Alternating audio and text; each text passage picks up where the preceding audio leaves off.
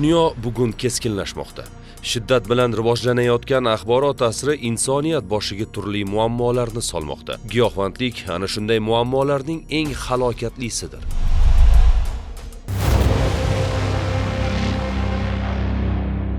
Giyohvandlik nafaqat insonning jismoniy va ruhiy salomatligiga putur yetkazadi, balki oilalarni buzadi, jamiyatni beqarorlashtiradi va iqtisodiy rivojlanishni sekinlashtiradi. Bu illat chegara bilmaydi. Yoshidan, ijtimoiy mavqeidan qat'iy nazar aholining barcha qatlamiga kirib boradi. Oxir-oqibat millat genofondini tanazzulga yetaklaydi.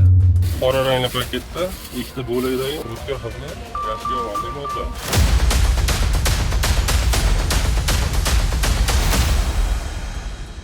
Giyohvandlikni o'zi bu millatning genofondiga to'g'ridan-to'g'ri ta'sir qiladigan illat. Ya'ni o'sha giyohvand bu nafaqat o'zini, balki uni atrofidagi jamiyatni, oilasini ertaga bir tanazzulga olib boradigan shaxs hisoblanadi. Uni odati, ushbu odati orqasidan hamma narsasini yo'qotadi.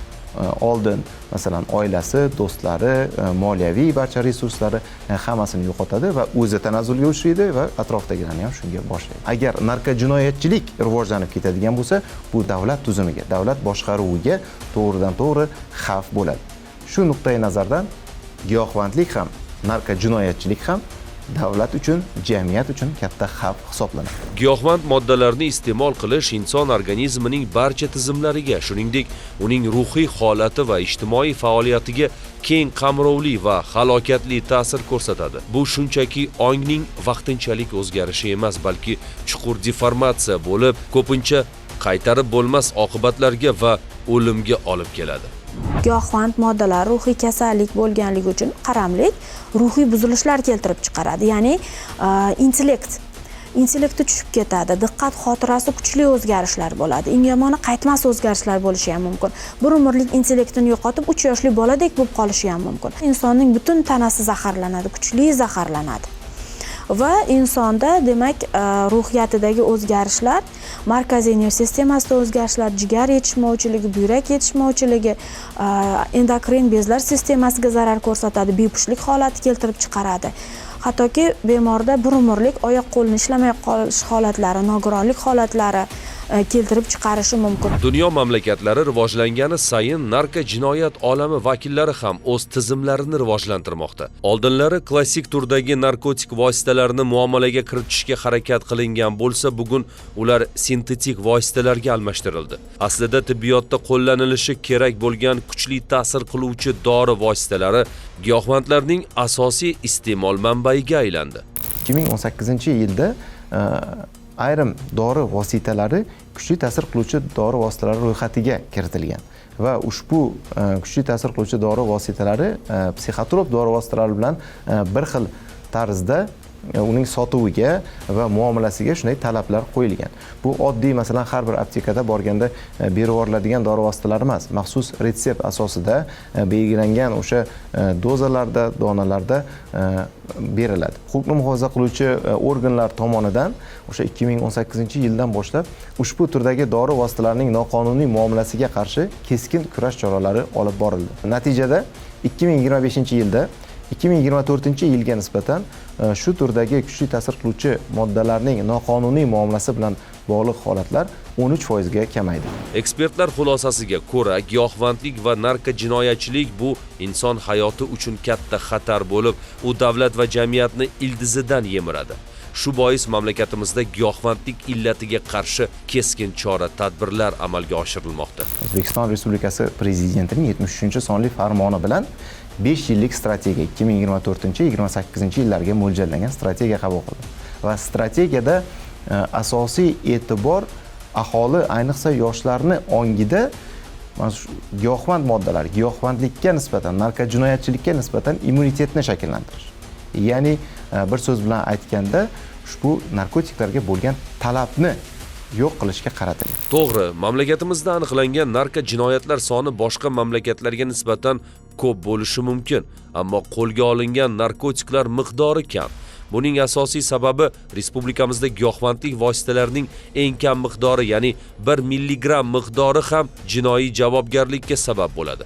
Boshqa mamlakatlarda esa bu miqdor 2 grammni tashkil etadi. Ungacha bo'lgan miqdor esa ma'muriy javobgarlik sifatida belgilanadi. Solishtiriladigan bo'lsa, aynan qo'shni davlatlarga qaraganda respublikada bizada vaziyat, narkovaziyat ancha nazorat ostida va huquqni himoya qiluvchi organlarning resurslari bu vaziyatni jilovlashga to'liq yetadi. Giyohvandlik va narkojinoyatchilikka qarshi kurashish bilan birgalikda targ'ibot ishlari ham olib boriladi. Prezidentimiz ta'kidlaganlaridek, giyohvandlik va narkojinoyatchilikka qarshi kurashish bu umummilliy harakatga aylanishi kerak.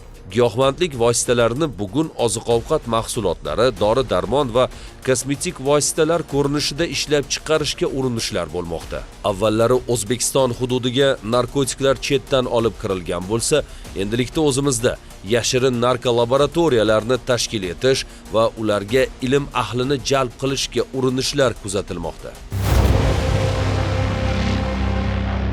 O'zbekiston Respublikasi Oliy sudi ma'lumotlariga ko'ra, 2025-yilda Jinoyat kodeksining 276-moddasi, ya'ni giyohvandlik vositalari, ularning analoglari yoki psixotrop moddalarni sotish maqsadisiz tayyorlash, egallash, saqlash va boshqa harakatlar bilan 6244 nafar shaxs jinoiy javobgarlikka tortilgan. O'zbekiston Respublikasi Prezidentining 2025-yil 3-noyabrdagi aholi salomatligi va millat genofondini narkojinoyatchilik va giyohvandlikning salbiy ta'sirlaridan samarali himoya qilish to'g'risidagi farmonida giyohvandlik vositalarining noqonuniy muomalasi bilan bog'liq bo'lgan jinoyatlar uchun javobgarlikni kuchaytirish masalasi belgilab berildi. Ta'lim muassasalarini perimetrlarida sodir qilingan jinoyatlar bu aynan shu ta'lim muassasalarini atrofida bo'lganligi uchun og'irlashtiruvchi holat hisoblanadi va u uchun belgilangan javobgarlik bir necha yilga ko'proq qo'llaniladi. Bundan tashqari voyaga yetmaganlarni o'sha giyohvandlik vositasini iste'mol qilishga undash holatlari bu ham og'irlashtiruvchi holat hisoblanadi. Shuningdek, yashirin narkolaboratoriyalarni tashkil etish orqali giyohvandlik vositalarini ishlab chiqarish yoki giyohvandlik vositalarini kibermakondan foydalangan holda noqonuniy muomalasini amalga oshirish holatlari ham aynan og'irlashtiruvchi holat sifatida ko'riladi. Birgina 2025-yilda huquqni muhofaza qiluvchi organlar tomonidan o'tkazilgan tezkor tadbirlar natijasida 3 tonna 413 kilogramm narkotik, psixotrop va kuchli ta'sir qiluvchi moddalarning noqonuniy muomalasiga chek qo'yilib, iste'molga chiqib ketishining oldi olindi. Shundan 2 tonna narkotiklarning kontrabanda yo'li bilan olib kelinishiga chek qo'yilgan. Fosh etilgan 15 ta yashirin narkolaboratoriyalardan jami 75 kilogramm giyohvandlik vositalari va kuchli ta'sir qiluvchi moddalar, 84 litr prekursorlar ashyoviy dalil sifatida olindi.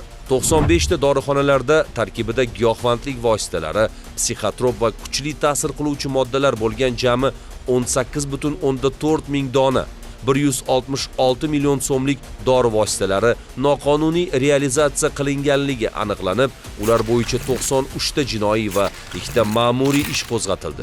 Aniqlanayotgan yashirin narkolaboratoriyalar, Respublika O'zbekistonda aniqlanayotgan yashirin narkolaboratoriyalarning faoliyati o'rganilganda, ular faqatgina birlamchi kimyoviy ishlov beriladigan laboratoriyalar, ya'ni to'liq katta hajmdagi murakkab masalan texnik vositalar bilan ta'minlangan emas, balki oddiy, ya'ni faqat kapsulalarga joylash yoki uzog'i 1-2 ta o'sha kimyoviy elementlarni bir-biriga aralashtirish yoki o'sha vaznlarga ma'lum bir vaznlarga ajratish bilan shug'ullanadigan yoki bo'lmasa giyohvandlik vositasini sun'iy ravishda o'stirish bilan shug'ullanadigan narkolaboratoriyalar ekanligini ta'kidlashimiz lozim.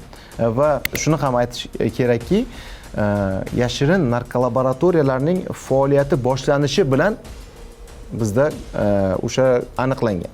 Ularning faoliyatiga chek qo'yilgan. Ya'ni 1-2-3 yillab faoliyat yuritayotgan narkolaboratoriyalar aniqlanmagan. Giyohvandlik 21-asrning eng halokatli fojiasi. Unga qarshi kurash faqat davlatning emas, balki har bir fuqaroning burchi hisoblanadi. Faqat birgalikdagi sa'y harakatlar orqali biz giyohvand moddalarning halokatli ta'siridan xoli bo'lgan sog'lom va xavfsiz jamiyat qurishimiz mumkin. Shunday ekan, ogoh bo'ling.